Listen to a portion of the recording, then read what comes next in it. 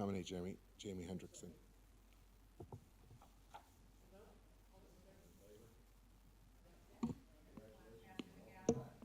Good to be back. I know.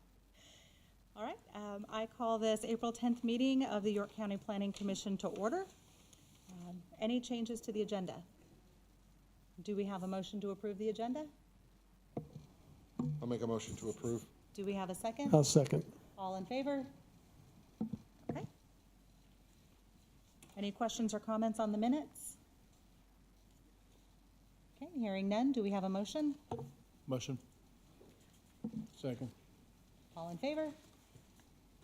Okay, on to item 1, rezoning 23-12. Good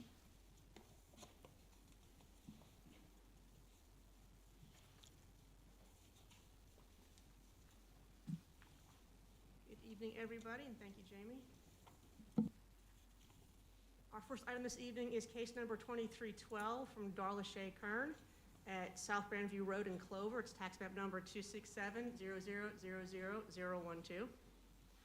This is a request to rezone 6.86 acre parcel from AGC to RUD. And the purpose for the rezoning is to subdivide the parcel to construct one additional single-family home. The property is located in the western part, actually beyond Clover. It's just south of Gaston County line off of Grandview Road. The property right now currently has one single-family home and various agricultural outbuildings, barns, some structures there. The area here is mostly rural. On the property, there is a creek and a pond on that property. It's relatively flat, but there is a little bit of slope. Zoning for the area, it's mostly AGC, but there is RUD across the road as well as just north of this parcel. The comprehensive land use map for the area here is agricultural, but there is residential right next door. I have updated all of our designation descriptions based upon the comprehensive plan. We did an update for that. And so the agricultural is where existing land uses are farmland, timberlands, complemented by very low density residential development, cottage industries, ag supported commercial, ag tourism operations. You can have some rural commercial industrial operations that are located away from residential properties at the intersection of rural roads. The staff recommendation for this rezoning request is to approve. It is mostly consistent with the comprehensive plan, the future land use map. And as we typically see with these kinds of rezonings, this will not remove a property currently being used for agricultural purposes. There is RUD in the area, as well as there's property similar lot size in the area. Any questions for staff? Hearing no questions, do we have a motion? A motion to approve. Do we have a second? I'll second that. Any further discussion? Okay. Hearing none, all in favor?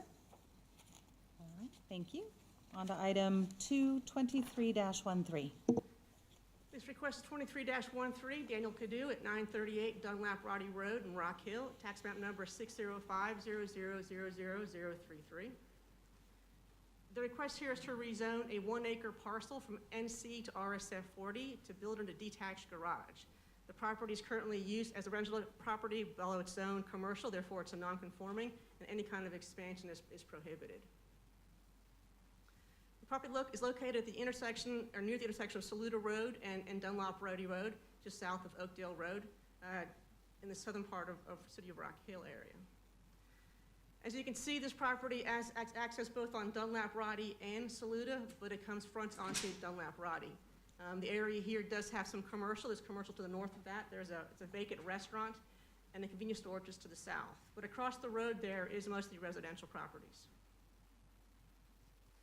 There are no environmental features to speak of.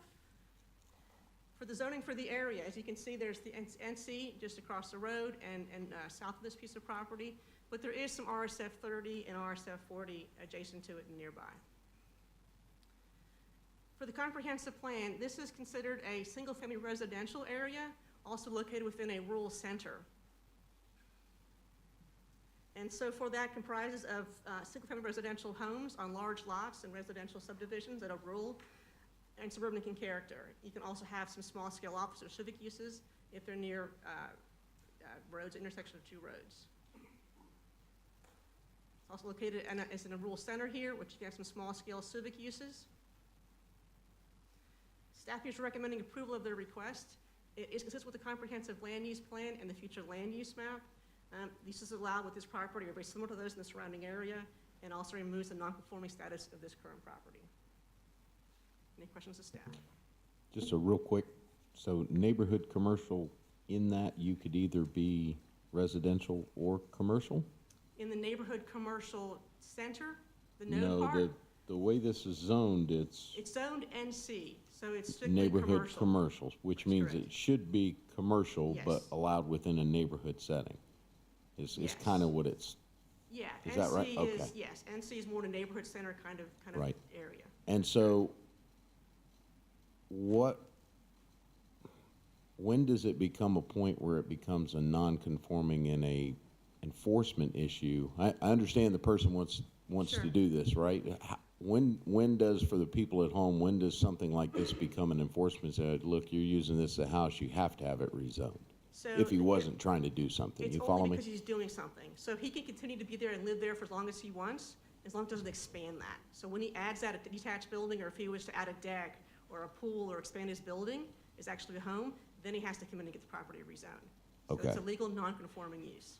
A legal Legal non-conform? non-conforming use. Okay, I got it. Thank you, ma'am. Typically, that means the house was there before the zoning. Yep. So it's legal, he can still. That always continue to use it. confuses me, how we wind up with something in a spot that's zoned Usually, completely how it it was is. there Yep, before the okay. zoning came in. Thank you. All right. Any further questions of staff? Hearing none, do we have a motion? I will make a motion to approve. I'm always in favor of taking non-conforming out. I'll second. Any further discussion? Okay, all in favor? Item 3, 23-14.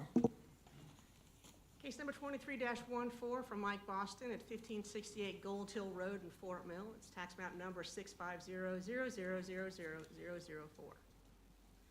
The request this evening is to rezone a 4.17 acre parcel from RMX 20 to GC. And the request here is for the applicant to build a mixed tenant commercial shopping plaza. And at this point, the uses or the building sizes have not been finalized.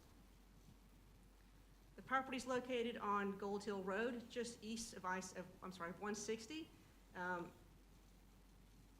Property is currently mostly vacant. There is a mobile home on the property that's been vacant for many, many years that'll be removed when the property gets developed. It's relatively flat, and there are no environmental features here. Zoning for the area is RMX 20.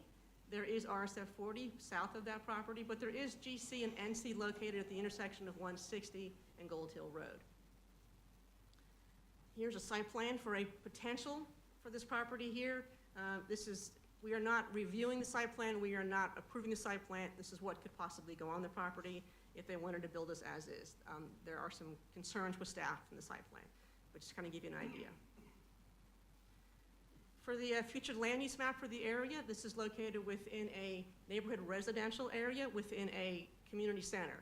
And that community center node is located at the intersection of 160 and Gold Hill Road.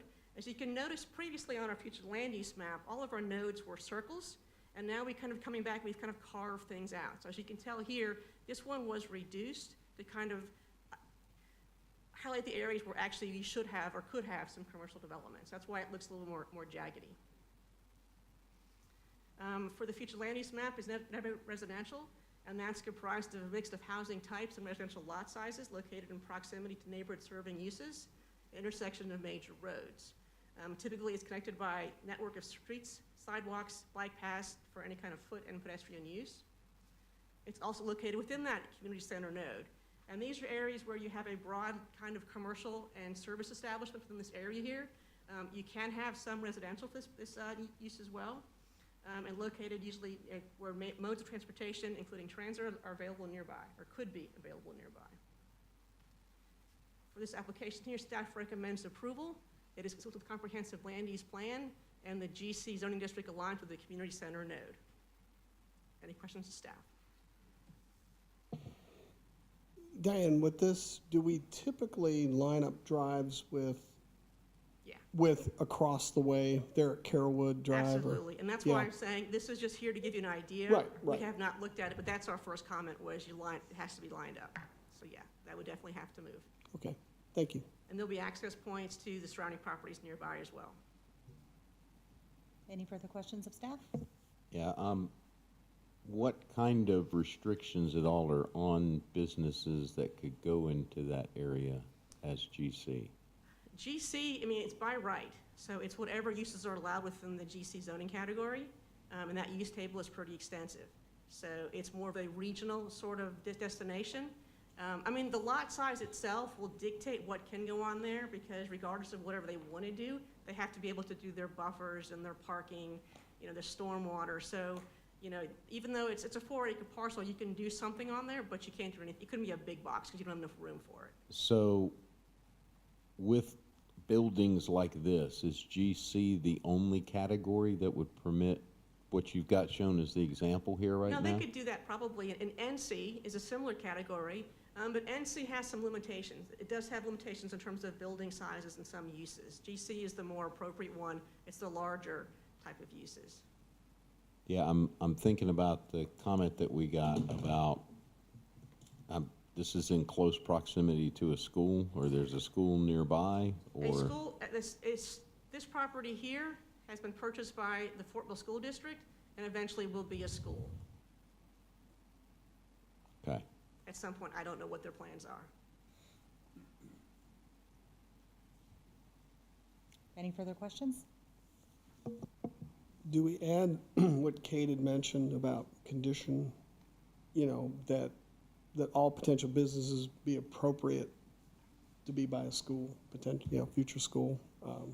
That's just more of a question. I didn't know if we. I don't know that we can add that kind of Okay. condition, because that's very arbitrary, what's appropriate. What you think is appropriate by a school Right. might be totally different to the Yeah. business owner.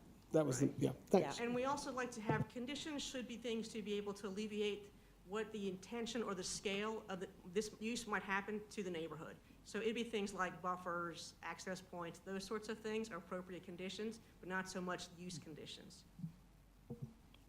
Yeah, and that's kind of where I was coming from with my question, because GC, they could have a manufacturing facility there that No, no? no, Okay, that's not allowed in GC. all right. Think about retail. This is a retail and commercial types of uses. Okay. So what you typically see in a shopping center. So you could have a grocery store. you So could not have an auto repair shop, No. not a this or not that, Auto right? repair Okay, might be allowed in GC, I have to double check on that one, but manufacturing would not. okay, okay.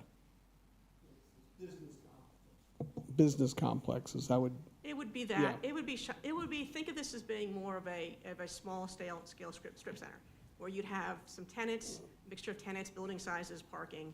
That would be the intent of this piece of property here. And how much information do you all really need to have before it would come to us? So you showed us that sample, but is that necessarily what they're gonna do? And how much do you want to know that before the item actually comes to us to say, oh yeah, we would recommend changing that zoning? Right, because we don't approve any kind of site plans from the rezoning process, therefore, there would be no requirement to have anything more than what we have right here. It's a preliminary sketch. It's more to kind of give you a feel for the scale of what could go on that piece of property.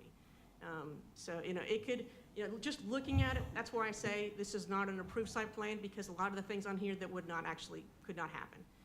Like Tom had mentioned, location of the driveway, Right, location of the buildings. So there'll be some things that we'll work through with the site plan process to actually develop that into an appropriate development site for this one So, here. so as the process happens itself right now, we don't necessarily know exactly what will go into a place when the zoning request That's is made. correct. So what you're looking at is what district is it going to be? What does the comprehensive plan recommend for here? And do those two align? So GC aligns with a community center. And that's kind of what we're looking at here, is those uses align together. Did you have a question? Question, Dan, do we determine if there's any common ownership on the adjacent parcels? Because that's one large, So I can speak to that. These Okay. parcels, actually, all these are owned by the same group. Okay. These are all owned by the church. They're only able to develop this piece of property based upon their individual covenants of these properties, these three parcels here. So these will only be a church or church uses. This is owned by somebody else. There are some folks who own these, and of course, the And that's school the school. owns Okay. on the piece of property. So hopefully, eventually, we, speaking long-term, we want to make sure this property can have some kind of an access, mainly to the sides here and also to the rear, as these properties here, this one here possibly to develop as well in the future. Thank you. Any further questions? Do we have a motion? I'll make a motion to approve. I'll second that. Any further discussion? All in favor? Okay. Item 4, rezoning 23-16. Okay, case number 23-16 for Craig Krez. This is on Mount Holly Road in Rock Hill. It's portions of tax map number 68000000050 and 61400000036. So the request is to rezone a 4.63 acre portion of 2 parcels from RSF 40 to RUD. And the request here is to be able to recombine 2 parcels that have more than one zoning district. Property is located off of Mount Holly Road on the east of I-77. Property right now is currently heavily wooded. There are some ponds on the property as well. It is vacant. As you can see here, there's some topography. There is some slope within the area. The zoning for the area is RSF 40 and RUD for the most part. And I've highlighted in here in blue of the area of concern. And then I have here in a hatch mark. And the purpose for this rezoning is this piece of property right here, this little tiny corner, is being removed from this large property here, that piece there for you, to be combined with that property here. And that was part of a requirement for the former school. And so that's why they're rezoning that. And because that here is split zone, to do all this, we've got to rezone all this area here into RUD. That's why we're here.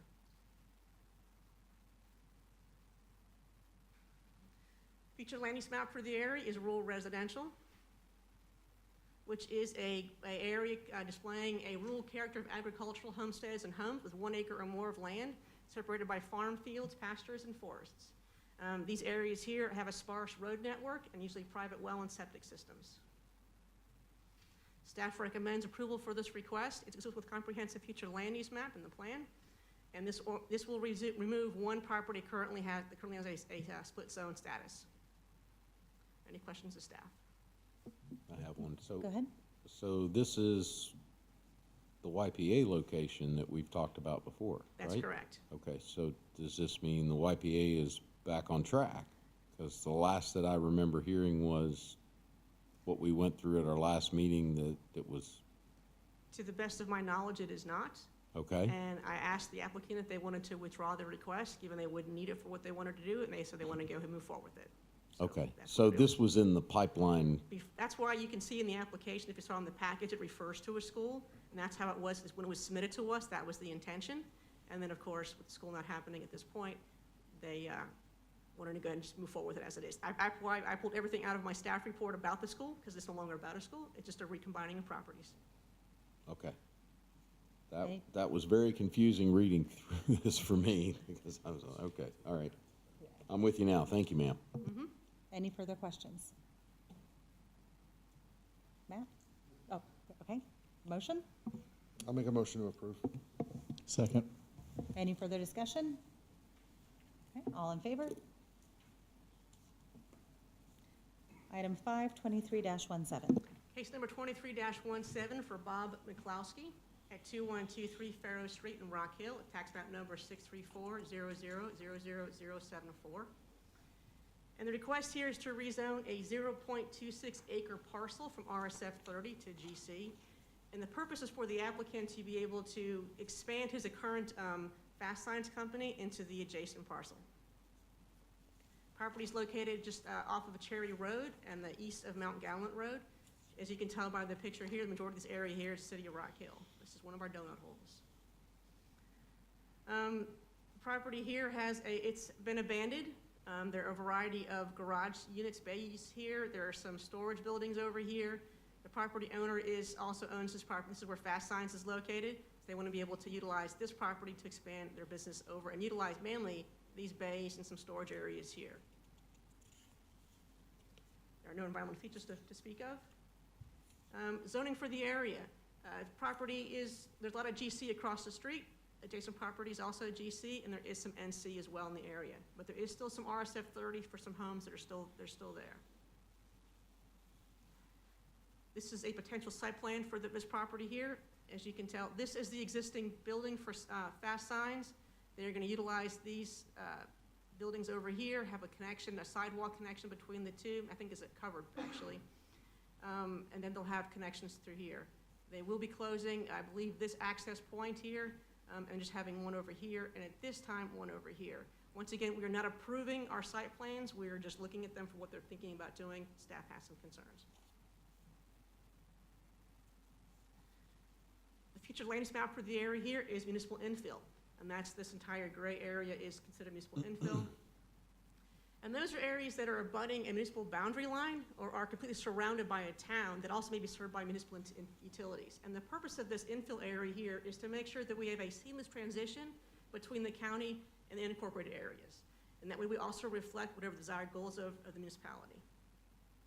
Comprehensive plan, staff recommends approval for this one here. It's consistent with the comprehensive land use plan on the map, and also is consistent with Rock Hills Community Commercial Designation. Any questions for staff? You have a question? Yeah, the only thing is on the cover page, you're off a decimal. Yeah. Oh, on the cover page? Yeah. Okay. I know. TPS report. Engineering, What does it you say, know? 26 or something like that, or is that? Yeah, it was .026. It's really tiny. Sorry. Okay. Quite. That's a sliver. Any further questions? Okay, do we have a motion? Motion to approve. Second. Any further discussion? All right, all in favor? Okay. Item 6, rezoning 23-18. Rezoning case 23-18 for the Vulcan Property Group at 170 Grant Farm Road in Fort Mill. Its tax map number is 650-0000666. This is a request to amend the Stockbridge Village PD, and that is to allow an alternative required parking calculation on this last developable property within the PD itself. And this alternative option utilizes the average parking demand calculation in the 5th edition of the ITE Parking Generation Manual. And this is a manual that's provided by engineers that analyzes every kind of use and applies it to different kinds of, whether it's an urban area or a suburban area, and what parking would generate from those kinds of uses. But this would apply to all uses for this parcel, and it's being driven by a daycare facilities. And so while we're looking at the daycare right now, the way it's being applied is if the daycare was not to happen, this same alternative would apply to any other future use. So as far as the PD is concerned, it was adopted originally in 2006.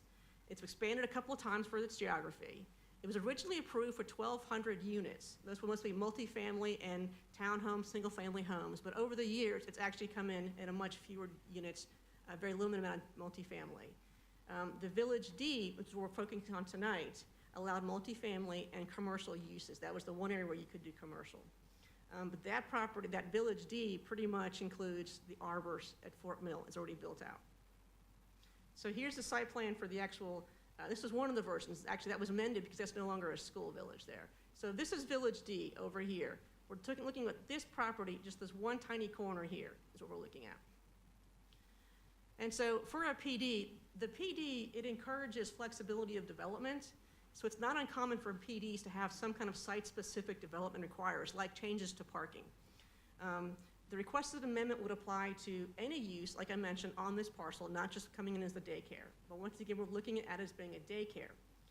Also, in the language of the PD when it was adopted, it allowed for any kind of, it was to follow the regulations at the time it was adopted. So you have to go back to the 2006 zoning code to apply those to this PD. And at that time, for parking for this building, for this location, would require 80 parking spaces. The ITE manual, they would require between 30 and 48. And they based it upon different ways to calculate it, whether it's calculating it by the building, employees, or numbers of students. And that's that range between 30 to 48. What we would do is, if this was approved, we also have a condition here where the zoning administrator would be able to apply which one it would be. Because there is that span, we have the authority to say whether it was 30 or the 48 or what number it would be.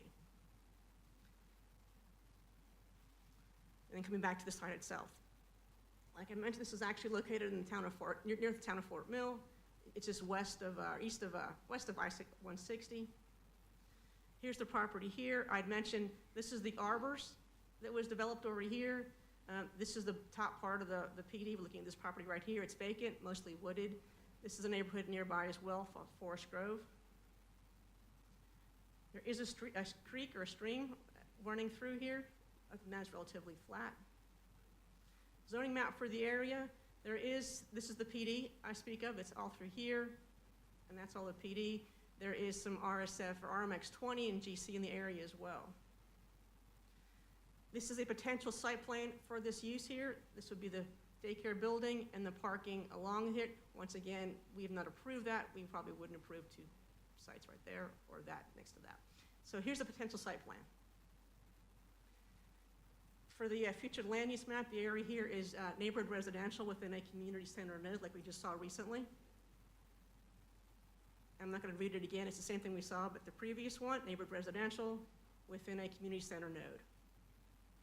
And once again, the PD itself has already been approved, and therefore we're not changing the uses, and so there's no real change to the future land use map based upon this PD. Staff does recommend approval. Now, in that next paragraph, I want to bring attention to that. This was not in the staff report, and we're asking the applicant to include this as well. And that's, if an alternative parking method is executed, the following site improvements are required as conditions of the zoning compliance site plan approval and shall be installed prior to issuance of a certificate of occupancy for that tax map number. We're wanting two things from them. If they go with the alternative one, we would like the applicant and requiring the applicant to be able to paint a crosswalk, and I'll show you where that should go, between along Grand Farm Road, between the arbors and this development, as well as to construct a sidewalk frontage along their property. And the intention here is if you're going to reduce the number of parking spaces, we want to encourage some pedestrian connectivity, assuming we might capture some of those trips, those parking spaces from folks walking, taking your kid to the daycare instead of going that way. And I'm going to go back and show you what I'm talking about for that one. Let me get back to this. So these are the apartments on the arbors. This is Grand Farm Road. We would like a crosswalk to be able to get from here to here. We'd also want sidewalks along here to be able to connect to the Forest Grove. There's townhomes here and then over here, and that makes a very good connection through here. So we'll if you do a motion to approve, to also include that condition. Any questions of staff? Go ahead. You know, I like the flexibility of the ITE manual. Is this something that we're going to look at in the future and get away from the zoning ordinance? I'm not certain of that. We just did a recode, and so when we did a recode, we did address the parking at that time. But we might at times come back and have a look at that and see maybe how it would apply and where are some issues that we might want to be able to include that. I think for the PD is appropriate for that, given the fact that in itself is typically has those kinds of alterations or I like the flexibility because it is based on, you know, what we've been doing in the recent. Yeah, Yeah. and I've looked around other communities, what they're doing, and in some cases, they are already requiring fewer than what we're requiring, even now and in 2006. So we'll have to look at some of those parking requirements. Thanks. Any further questions? Real quick one on, can you go back to the language you had on the choices? Where did you have the? The choice. Yeah, the what was gonna staff be different about the recommendations? PD down Yeah. at the bottom? Yes. So it's saying which average parking demand? So they're just two, or is there more than one type? So there's three. Okay. For a daycare, and some of them don't have three, and some of them only have one. But some, in this case, has three different kinds of calculations, whether it's calculated on the actual building square footage, or calculated on the number of employees, or whether it's number of students or participants. Okay, and I'm not familiar with the manual, so you're saying overall, because this is something that changes the PD overall, No, right? it changes just this parcel. Just this Just parcel? this parcel. It's only applying to this one parcel. To the- Everything else is built out okay. and done. So Okay. it's just this parcel, and that's it. Now I'm with you. Okay, thank you. Any further questions? Yeah, I have one question, Diane.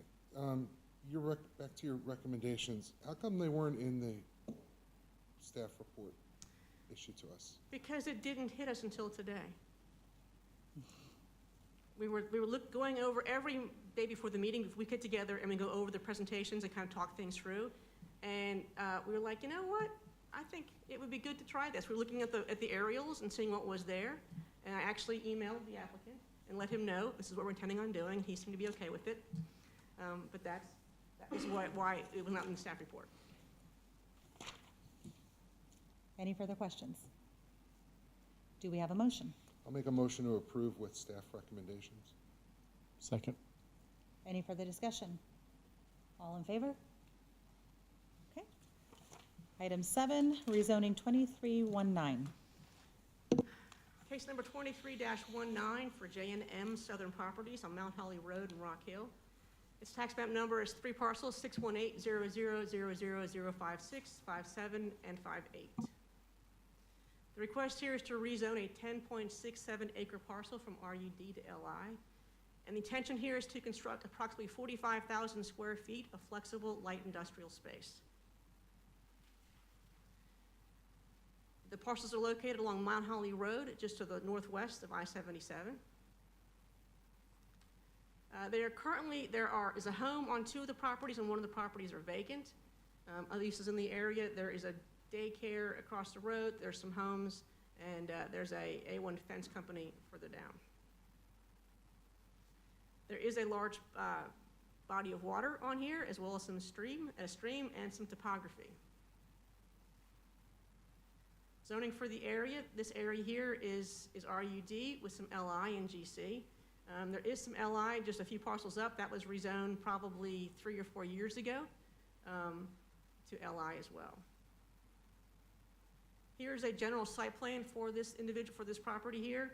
As you can see, this will be the 3 parcels. They have just a scattered variety of building sizes here. Maintain, of course, the pond here. And then parking for the properties. But these would be some flex spaces for different kinds of light industrial uses. Feature land use map for the area here is I-77 corridor employment.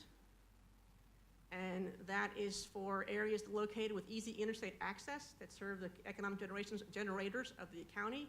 And it benefits from a community kind of campus sort of environment with attractive green spaces. And in some of them, if they're much larger, they can integrate retail, restaurants, and services within that mixed-use setting. Staff recommends approval of this request. It's consistent with the comprehensive land use plan and the future land use map. Any questions of staff? Yes, ma'am, I've got a few on this one. Okay.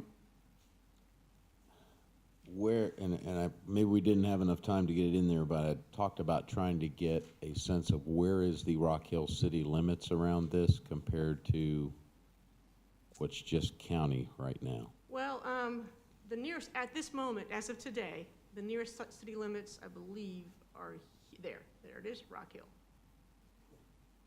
As of Okay. today. And but also down Long Meadow, which I think is the next one over, right? If right under the letter A on land, coming down the road that juts off to the right there. I don't know that there's any, That it'd be a ways before I could see something, see if I can go back to that map there. No, Yeah. there's, because a lot of the property along Long Meadow is now in the city. this is not in the city. This is city limits lines right here. That's Rock Hill. This is all within the county. Here's Legion Collegiate is right there. Yes, That's in ma'am. the county. Okay, so the dark shaded area is Rock Hill at this That's point? correct. Okay, So it's there, and that's Okay. it as of today. okay. The only reason I was asking that is I just wanted to be careful how we're setting zoning for something and how close is it to being part of the city, and especially if they're gonna get utilities, they're gonna be forced to annex and all that same thing that comes up So I from believe they time to already have time. water there at their sites. I believe they already have an agreement with, intersection agreement with the if they ever get contiguous to be annexed. Right. But they aren't Okay. contiguous now, and I don't see it happening relatively. Okay, the next question I had is, with these kind of developments and kind of out in the rural areas, do we have any of the buffer yard requirements that you have when you're getting up closer to some neighborhood type things when this kind of change happens? So the buffers are established by uses, and so this would be a light industrial buffer, like manufacturing or distribution type of use. And so that would have to buffer next to the residential properties around it. So it doesn't matter whether you're in the rural area or the urban area, it's based upon your use, not your location. So Okay. whatever you happen to be next to is where they would establish those buffers. Yeah, and I remember some comments by county council when we had some approval for, my goodness, Neely's store up there, right? Neely's store. Not Neely's store. Goodness gracious, it has just gone out of my head.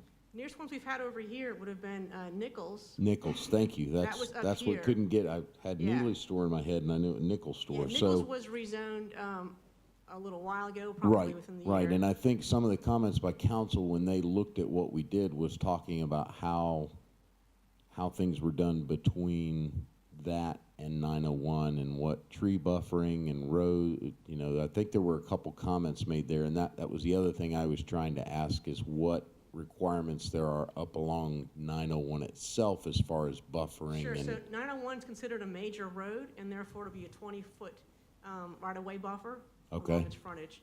And then it'll have whatever it would require for the residential part along through here, it would have to have buffers. This is probably vacant. I don't think it's zoned. What is that zoned? Yep. It's a vacant, there's a home here, residential use, and the zoning is GC. But along Right. through here, they'll have to buffer that. And it's gonna be anywhere between, for this one here, once again, I don't like to speak about buffers too much, but between probably 30 and 75 maybe. They can also be adjusted by putting in a fence. So if you can bring it to be from being 75 to 30 if you have an 8-foot fence, or lower if you have a 6-foot fence, or so they could go from from 30 to 50 depending on right. the fence. Could you take us back to the proposed plan drawing there? So what I'm thinking about is some of these buildings here, right? If the front of the building is facing the parking lot, so the back of the building is facing the road. Yeah. That are we looking at a bunch of utility connections and things like that right now is currently trees and whatnot, and what buffer yard requirements we might have for that type So of thing? They would have Just- established whatever their buffer is based on this sketch plan right here. They've already identified what that buffer and setback would be. Yes, I think the building would probably this will be the front doors facing this parking, I would Right. imagine. Right. There are some requirements for design guidelines on a major road. I'm not too sure, some light industrial might be exempted from that, but I'm not 100% sure which ones would be, or if they are at all. Because I think, actually, no, being on a trail road, they're not exempt from those design guidelines. So there will be some locations of where you can put your utilities and everything on that major road as part of the zoning ordinance. Okay. Let's see. And anything on what types of businesses would be in here, but again, it's just, Don't know anything allowed in that use category, that use table with an LI. Like I said, I think the intention here, based upon these building locations and layouts, is I would see, maybe an HVAC contractor, a plumbing contractor, every other office for that. Everything Okay. must be internal. So in Okay. LI, they cannot have external storage. So it could be where they might have a couple of trucks, where they might park their business trucks. But it could be like the office or the receptionist sort of thing for their business, would be in LI.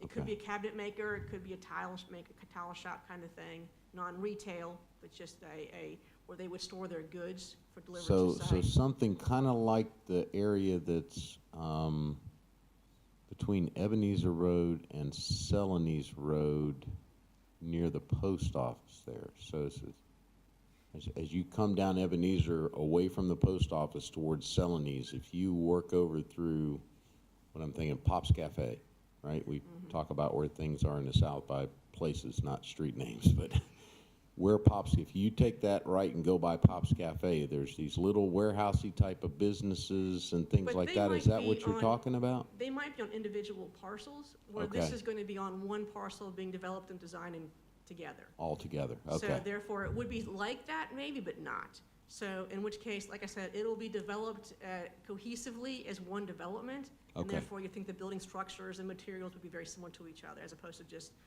kind of a mishmash. All right, and then I've got one last one here. Item G in your findings, which kind of hints at towards a TIA needing to be done. With that level of business type activity, is that something you It will- require? It will most likely require some level of TIA, whether it's Okay. one or a two, I don't know. It won't know that until we get the actual footprint of the buildings when they come in for the site plan review. Okay.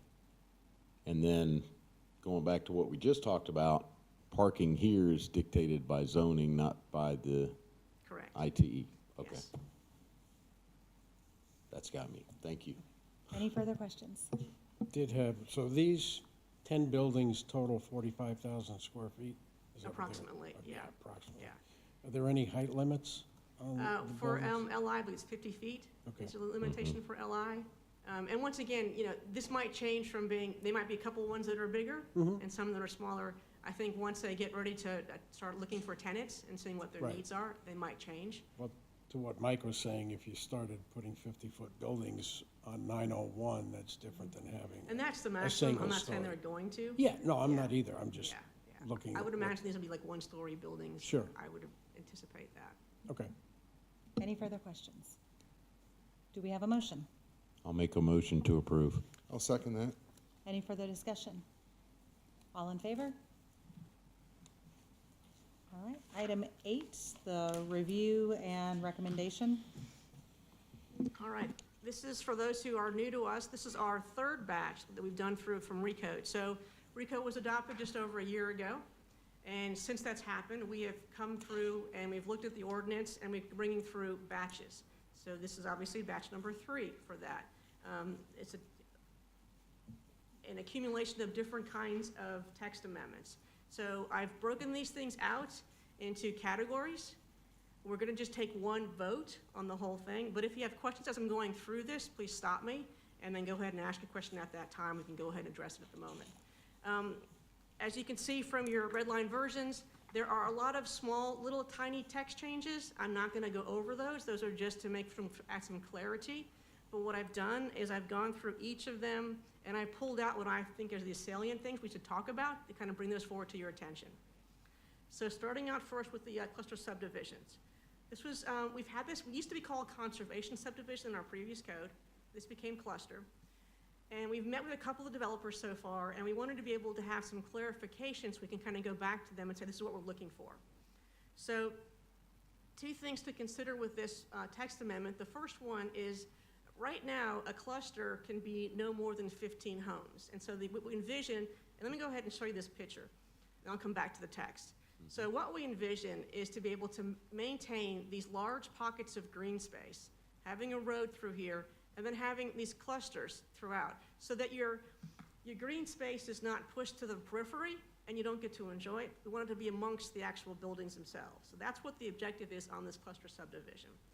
So in doing so, we had a limit of, you can do 15 within a typical lot group. So as you can see here, this cluster would be here of 15 homes. Well, there are some times where, maybe 16 or 17 might be more appropriate, and we're feeling as if we're hemmed into that 15 number, which kind of be difficult to achieve. So what we've added this amendment here is to say the Planning Commission may approve up to 20 units in that cluster if the intent of the cluster subdivision is still maintained. So there may be some opportunity for the Planning Commission to apply some flexibility if they need to be able to increase that number, but no more than 20. And the second part of here is that 20 foot from the existing roads, other clusters. So going back to our drawing here, this one here shows the example of that's 200 feet roughly between that cluster and that cluster. All clusters must be 200 feet from each other. the current code doesn't say what that number should be. So we've been just like, well, it needs to feel like this, it should be like this. We needed a number to be able to say it needs to be a certain thing to help the developers as they're sketching these things out. And we drove around and we felt that 200 was a good separation requirement, so we're adding that. But Planning Commission does have the ability, if they choose to reduce that down to 100 feet, if they felt it was more appropriate, if there's a topography issue, if there's some kind of design principle that it's better off to be 100, they can come to the Planning Commission and request to go down to 100. Let So me those are ask, the two main factors, 2 or 3-ish for this. let me ask you a couple, if you could show us the picture again real Mm-hmm. quick. So when we look out to the road all the way to the left, there's a group of clusters right there at the entrance, right? But there's not the 200 feet of green space there? That and that, Yes, ma'am. yeah. So, but according to this, it would need to be there. Am I understanding it correctly? Because that's the major road, so there really should Yeah, be it should be more pushed between back. there? Yeah, yeah. Okay, I wanted to make sure, and then. Yep. And once this- again, this is just I a totally understand. I want to make sure I'm conceptually understanding in yep, the. you're right. That's a okay. good point, though, is to pull that back. Okay, and then the second piece is, when you say green space, is that tree-covered space? Is that open space with grass, or either? Either. Either, Yes. okay. Because as I went through this, I'm seeing like over here, the open, where it's 50% minimum open space, 20% minimum tree save. Right. So that's a requirement of the cluster subdivision. So the cluster will allow you to do smaller lots. So that's the benefit of being able to do that. The trade-off is you have to do 50% open space as opposed to the 20% requirement. Or no, it's more than that, actually. So it gives you that trade-off to be able to require you to have more open space if you want to get that smaller lot. Okay, and the more open space happens because you have the smaller lot, you have the more open space, but that does remove the trees at the same time, right? It only Or am I- removes the trees where you're actually putting in where you're putting in homes. So, if this is a treed lot, assuming this is a nice lot like this, then they would only have to clear and grade around in here, and they would leave all this here, so that way you're maintaining all that open space to Okay, get those lots there. okay, I got it. Thank you. I do have a question. So your rendering there shows that basically just the lots would get cleared, but I think we all know in practicality, there could be many times where it goes over the lot line because how they're grading lots. Is there a provision in here that's gonna prevent open space from just being, steep slopes and, the Well, that's- truly unusable land? Sure, and that's part of the open space that's already there right now in the ordinance. And that's only a certain percent can be, steep slopes, and it only can be a certain slope for that. So, and that still all exists right now, and that will continue forward, where it can't just be the junk lot. Junk parts of the property can be the open space. Now, there are a lot of parameters that are required for open space. Usable open space, a variety of, whether it's for an amenity, is improved open space, and so it's a very extensive list for open space. So would this still promote mass grading, even in these little clusters?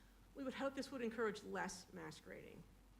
I'm not gonna say it's never gonna be, but this one here, it would be a lot less grading going on here than you would in a traditional subdivision, and that's the intent of the cluster. Typically on smaller lots, they like them a lot more uniform versus,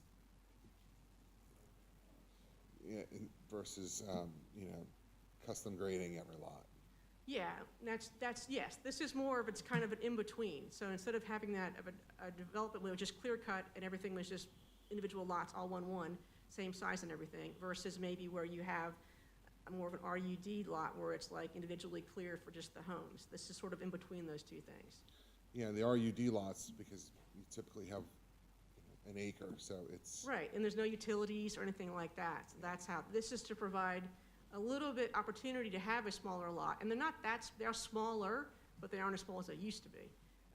But they do give the opportunity to have a little smaller lot by having more open space. Go ahead. I got two questions. So if you look at the slope distance or whatever between the clusters, okay? You were saying you can reduce that 200 feet. Is it based on elevation change, or what is that, where you can take it down to 100?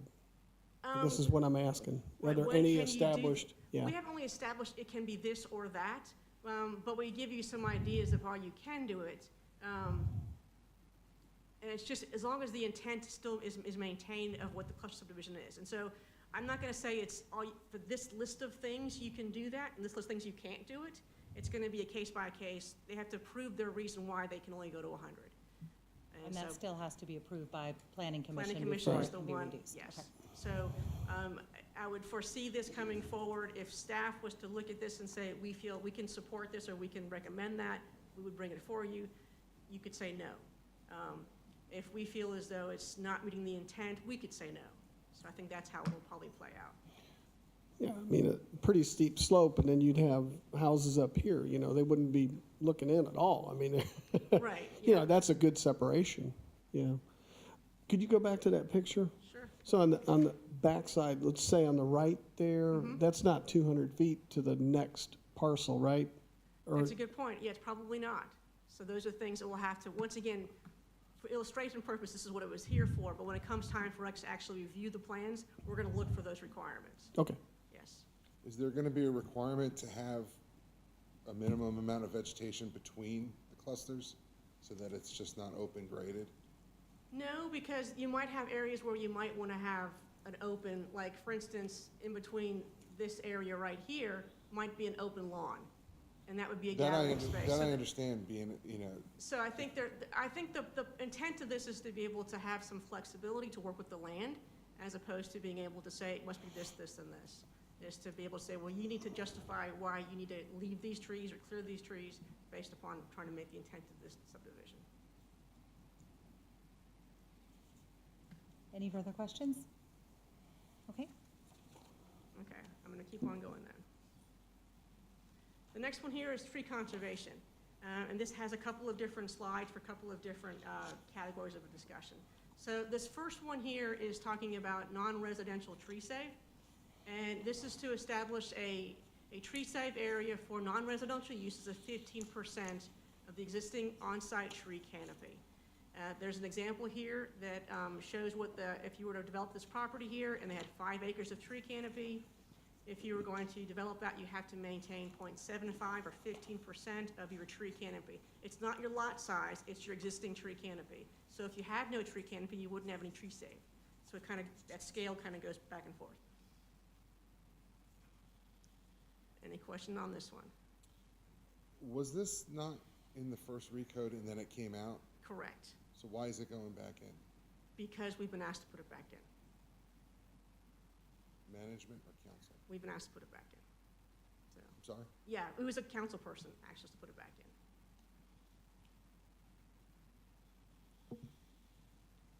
25 feet, 200 feet.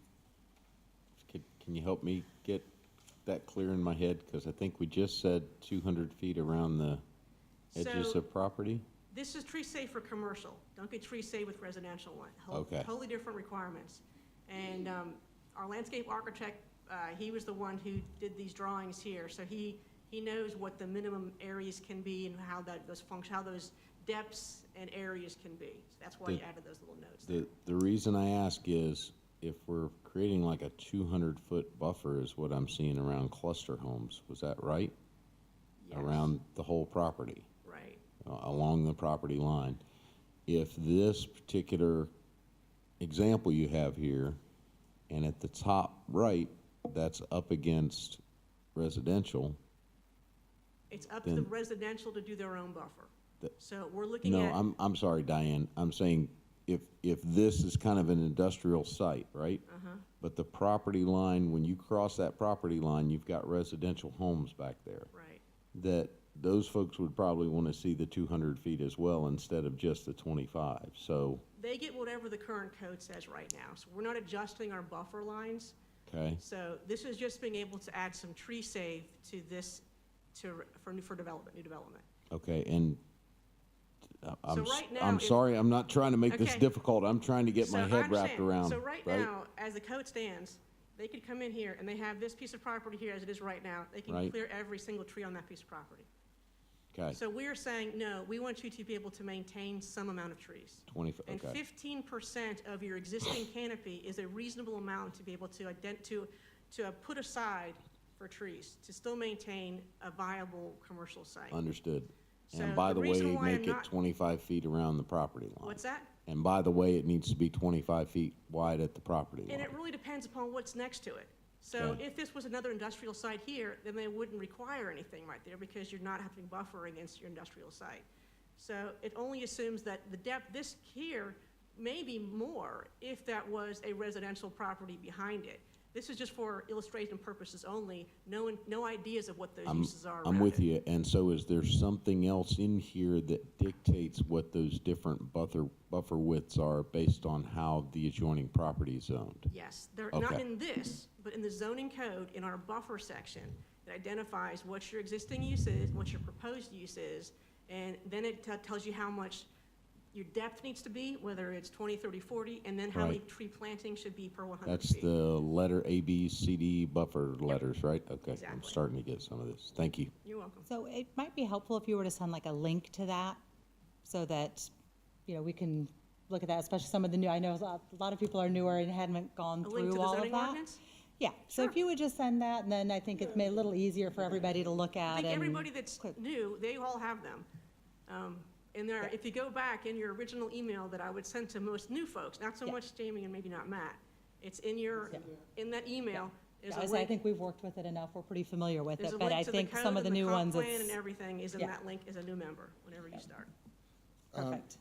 And the other thing is too, even though sometimes these questions are kind of old hat to the folks that have been here for a while, it does help the public to understand that too. When they say, well, 25 foot here, 200 feet there, why'd they make that decision? To kind of Sure. talk through that and help Yeah. them see Yep. that this is kind of example information, but in the bigger picture, that 25 feet might be 75 feet, depending Depending on upon what's next to it. what's coming next to it, how the intended uses are, and other sections that we're not talking about tonight. Exactly. Right. Yep. I was wondering, because this is non-residential, has economic development weighed in on any of this? Because, I mean, we could have some industrial sites that, you know, if they're bordered by other industrial sites, no buffers are needed. They have not weighed in on it, no. Because 15% could be a deciding factor. Could be. Is there a way we can get a response from them? We can, if you'd like, we can pull this section out if that's the vote when it comes time to vote, to get their opinions on that. They didn't voice an opinion, I don't believe so, when it came through the first time. So, Matt, are you saying that economic development projects should follow this, is what you're saying? They're gonna have to follow it. So, if you have if we have an industrial site that could be, I mean, they typically wanna use as much property as possible. If there's Right. buffers, I think they're intelligent enough that they understand that there's nothing they can really do to get out of those, but to just arbitrarily say 15% of the existing trees, puts them in a point where, they have to weigh whether, they're gonna pay for the land. Basically, you're gonna be buying land that you can't use.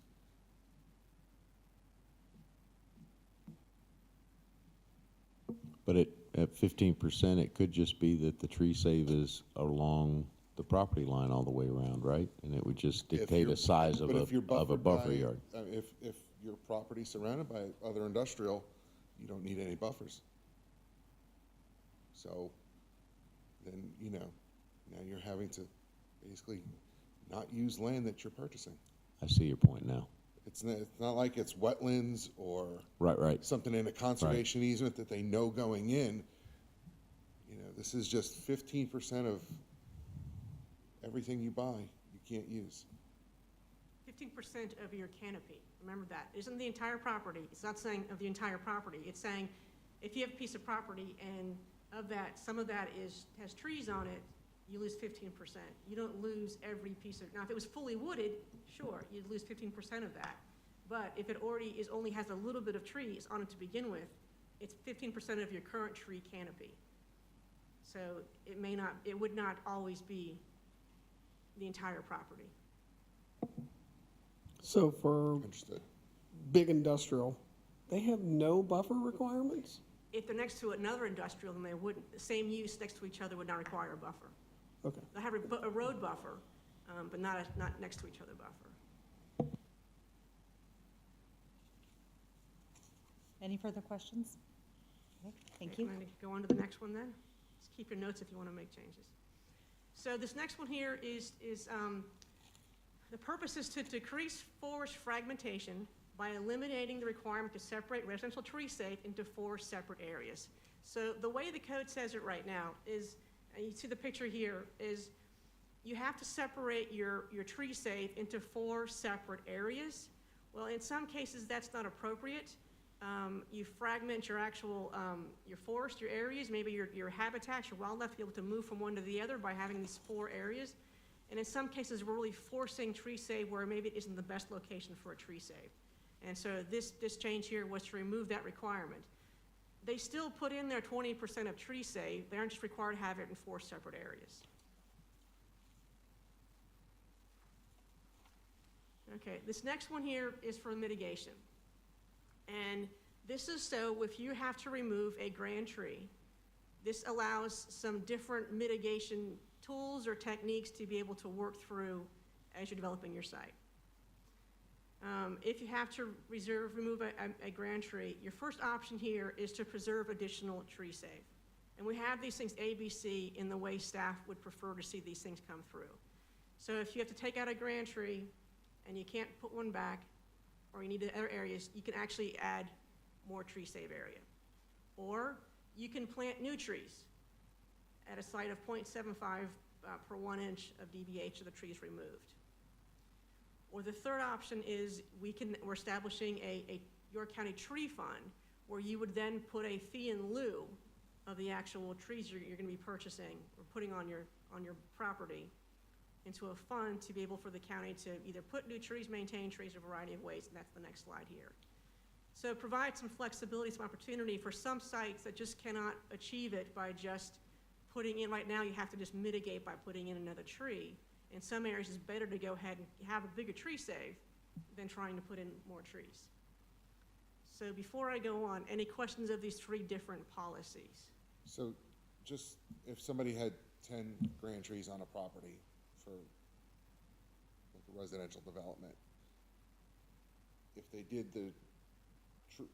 just as an example, they did the additional tree save area, they could technically get all 10 grand trees taken down that way? Yes. Okay. They can mitigate it a different way. Understood. And would that still come before our planning commission for approval to remove those grand trees? It's a very good question.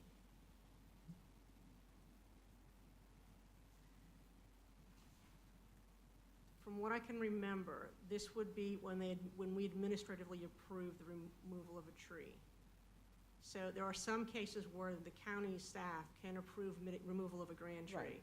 And in which case, if we are approving that removal, they'd have to mitigate it in one of these 3 ways. So- If we aren't approving them, they'd have to come to you for the planning. If we don't approve it, they would come to you. Okay. All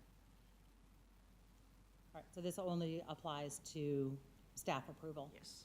Okay. And then Dum- the section, I'm sorry, section C above this talks about how they have to have the location on all submittals, preliminary plats, final plats, civil plans with the species, size, health. What happens, because we ran into this at the end of last year where they had a tree marked in the wrong spot and took it out without approval. So it's required to be on all of those. If it's inaccurate, is there any recourse, anything to be done? Like a penalty for it for, Yeah, I mean, what do we do? Because it was apparently in the wrong spot based on their arborist and the county arborist. And then they removed it without approval and then came back and requested, oh, gee, sorry, we removed it without approval, even though it was on there saying we needed approval.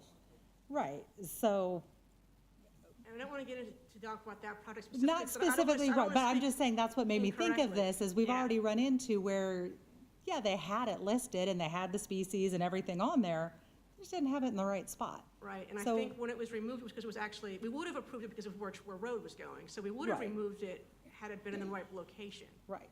And so it would have been removed. But, right, but I'm just saying, so if something like Yeah. that comes up and, you know, they give you a tree map and it's inaccurate, Right. I want to hope that What do we that's do? the outlier, that's not the normal, that was, because from my experience, that's not the normal process. That happened to be that one in very, prominent tree in a very, I would hope what they did was not normal. yes. Just leave it at there. Thank you. So, What does DBH stand for? Diameter breast height. What? Diameter breast height. So when you determine a tree size, At 4 feet high. it's this high, and then you take the circumference at that point. DBH is a standard Versus measurement. doing it. Is it, That's the standard. It's a standard but measurement. I understand, but I'm a newbie, okay, Yeah, no, remember just- that. You're 100%. I had to go look it up. Right, so is this defined somewhere in? Yes, in the Yeah. ordinance, it says what that is. Okay, Yes. thanks. And it's like There's an a, abbreviation section, it's like a universal thing. It's not just the county, yes. so. Aubrey? so just for clarification, so if there was a landowner that had the 10 grand trees, and they just wanted to, get rid of the grand trees and use the property, An that was a- individual property, So, Yeah, we don't get- can they just pay the money and just cut the trees down? Is there any other, like, I guess, requirement for like, oh, the tree's in the way of this, or, do you understand what I'm saying? First of all, I want to come back. Are you talking about an individual property, or my own personal property trees? Or is this Just- from the development process? Because we're only Really getting involved in the any- development process. So when Okay. you're coming in for that is when we get Okay, involved. so for development purposes then, is there any other requirement other than they just want it to be out of the way and then they can use one of these 3? No. Okay, So these are only when, and typically staff will approve the removal of a grand tree for things like the road is going to go there. And so it happens to be a tree right there, we'll approve those administratively. there has to But be then a they have to reason. mitigate, it has to be a reason. Okay. They have to be able to justify why they're taking down that grand tree. okay, And then when they do, they'd have to mitigate that removal of that tree by by one of these 3 methods. okay. Thank you. Any further questions? I do have one. Where did the 24 feet from the limits of disturbance come from? That was a determination, I think it was a general one and it was a calculation done by the arborists, and I think based upon the drip line, and I can't say exactly, I've heard the conversation, but I wasn't part of them, but that was based upon the arborists. Okay. Any further questions? Okay, thank you. Okay? The next one here is just talking about establishing the tree fund and how we're going to establish a tree fund to receive fee in lieu of grand tree mitigation deposits. And these things a list of things how we can actually use that. We can purchase more trees, we can maintain tree canopy, we can do a variety of different ways to be able to utilize that fund. Any questions on the tree fund? Not going on. So, event venues. So, for those people who have been here when we had batch number 2, you would have already seen this, and you would have already approved this, with one exception that's different that was not shown to you in the previous one. So for those who weren't here, there's just a couple of people that weren't here previously. And one of the things that we did with the event venues was we allowed them to be a conditional use at AGC and RUD if the lot size is big enough. So if you're greater than 10 acres, then you can do it without having to go for special exception in the AGC and RUD districts. Those ones that have come to us in the past have all been much, much greater than 10 acres. They could be done through administrative purposes. The next thing that we did when we did batch 2, carrying forward here, is the parking requirements, and that's being able to allow some allowance of gravel parking in the rural part of the county for event venues. Now, letter F is new, so that was not here previously, and that was one, as we've been reviewing a couple of event venues, we looked at this and thought that this allows them to be exempt from our design guidelines. And the intention, if they're in the AGC and the RUD, they're likely meant to be some kind of a barn structure, and therefore they don't need to have the windows and the articulation that you'd normally find on more of a commercial property. So this amendment here removes that requirement, exempts them from that one, just for the AGC and the RUD districts.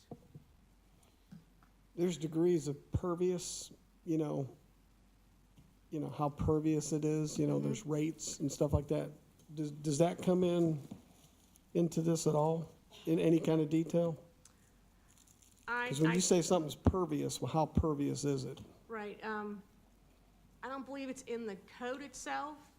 It's probably part of the review process. And so when the stormwater folks were looking at it, they'll be able to determine whether or not that's a pervious material or pervious surfaces.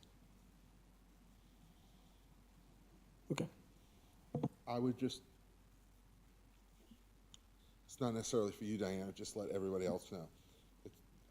All of these changes are wonderful. It would promote it more, but the issue I still see is the building code. Absolutely. And until that gets resolved, which is totally I know it's totally out of your hands, we're not gonna see a lot of them. Right. That's very true, and the intent here was to go ahead and move through the zoning requirements, because there are a couple that are still holding off that want to go forward, that aren't being held up by the building part, but this is going to help them to go forward. So they've been put on hold to get some of these changes here through, and so this will help them. That's why we wanted to just go ahead, and even though there's still building issues that need to take care of, this will allow some folks to move forward.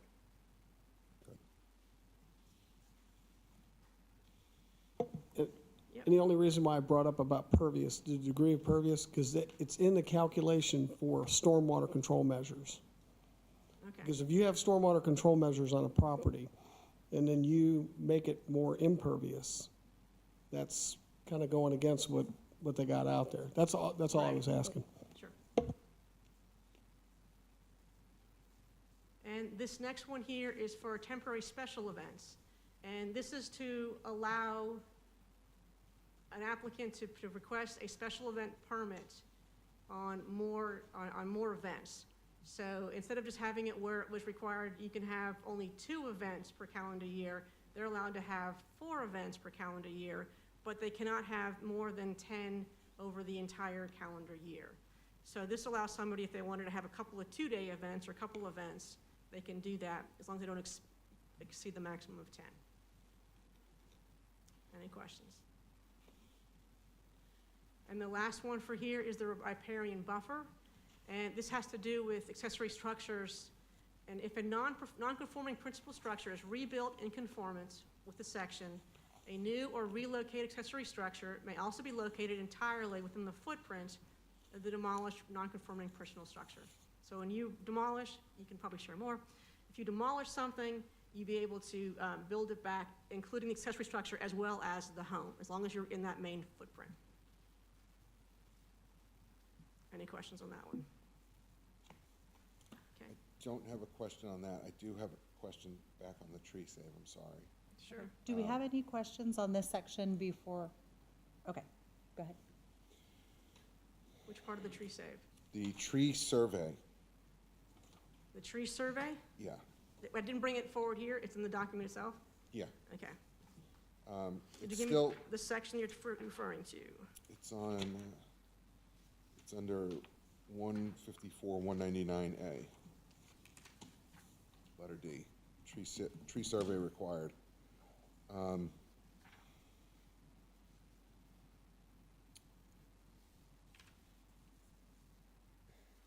long do they review the plan of the tree survey, approximately? What do you mean? So somebody does a civil plan for a residential development, then you have to do a tree survey. If it's not the AGC or RUD zone, they would have to sample the whole. How long does staff spend reviewing that? I have no idea. I mean, it's A within. few hours? I absolutely have no idea how long it takes to review that. I don't review tree surveys. I mean, I know obviously it's within our 20-day review period, so some point in that is time spent looking at the tree survey. My point is that a tree survey where you have to identify every single tree and not just a sample area it's an extremely time-consuming and costly process. Yes. So I would like to see the 100-foot, 100 by 100 sample be applied across the board versus an AGC and RUD. I don't think there's any benefit in identifying every single tree on a piece of property. And once again, as you know, I do not do tree surveys, I understand. but I want to come back to that. It's only surveyed within the limits of disturbance, correct? Now, grand trees are surveyed for the entire property, but the limits of disturbance is where they would do that. So it isn't the entire property that they would be doing the tree survey for, I believe. But I'm not, once again, I can double check on that and get more information back to you on that requirement. Well, and then, again, if surveying all the grand trees, if you have some properties where, it's 200 feet from disturbance, I mean, I just, don't I don't understand the purpose of going out to somewhere where nothing's gonna be disturbed, and, even if it's a tree-safe area, or it's just an area that's undeveloped, and, because they're not, it just seems like a cumbersome amount of work for the amount of time it gets spent in the review. Because they're gonna have to build the roads anyway, they're gonna have to build on the lots anyway, so I don't, what can't be done by an aerial in determining, canopy cover and stuff like that,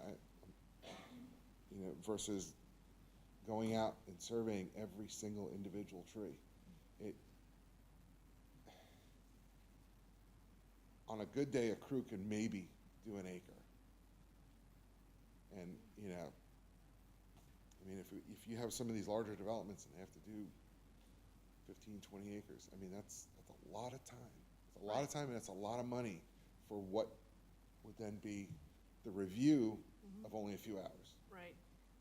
I would say that our changes to our tree survey in the past year or so, we've changed that policy and how we do things. I think it's beneficial to be able to reflect upon that before we make any kinds of changes. Let's evaluate are we achieving what we want to be achieving? And if so, then we're gonna move forward with it. If we're not, if it's not getting what we wanted to get for the time and the effort, maybe we make a change. But I think we have to give it that time to figure out whether it's a time to actually make any changes. I don't think we're there yet. I think we need to get more development to figure out whether or not we're getting what we wanted to be getting out of this. That'd be my opinion about that one. Do you have any further questions of staff? Do we have a motion?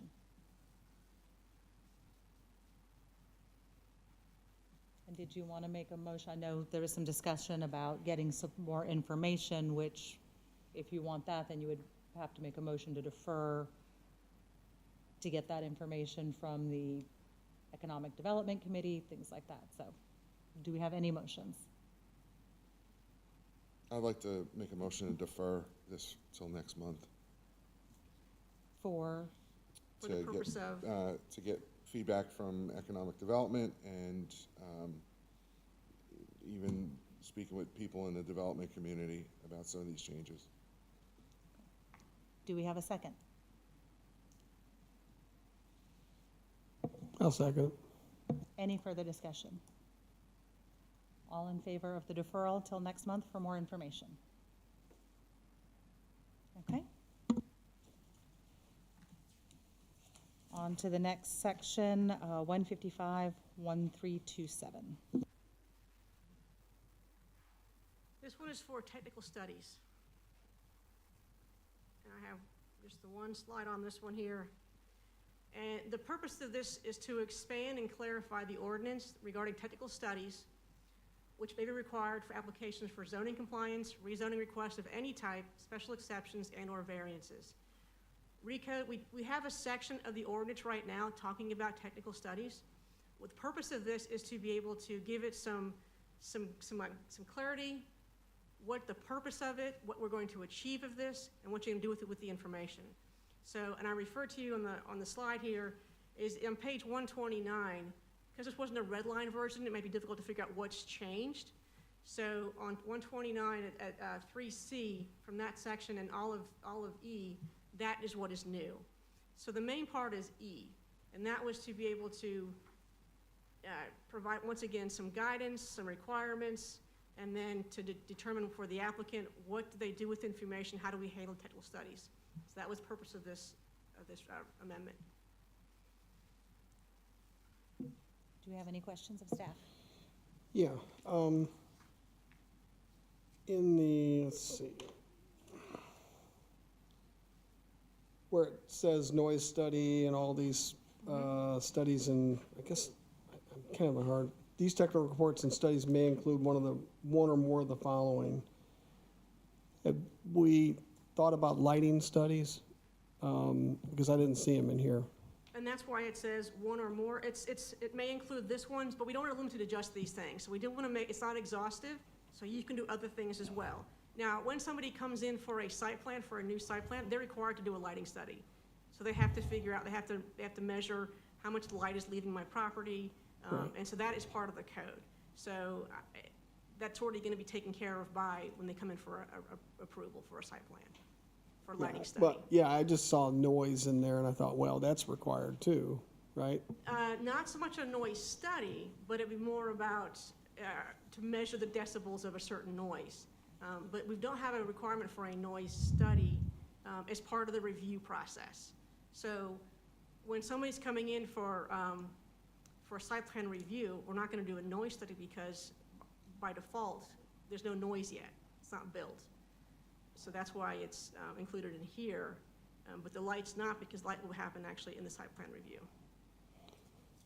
Engineering study, is that, Very that's broad. kind of broad.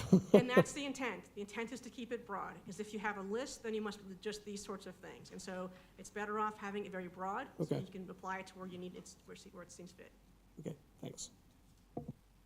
Did you have a question, Matt? Yeah, I do. I guess my question has to deal with, somebody comes to you with, say, a zoning compliance. What would, other than just coming in for a zoning compliance, what would be a reason that an additional technical study would be needed? Well, the zoning compliance is in line with a site plan approval. So it's part of that whole process. And so if somebody was to be coming in for a site plan, and if we deem that there's some kind of, or somebody deems there needs a technical study, that's when it would be done. So it's part of the site plan process and approval. In some cases, that might just be a zoning compliance. And when somebody comes in for just that, for maybe an existing business or whatever, then we have the right, this gives the opportunity to be able to do a study for it as well. So it's the zoning compliance as well as the site plan approval.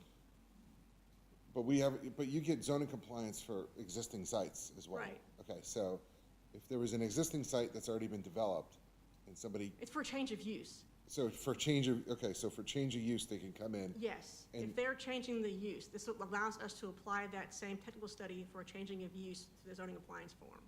Okay.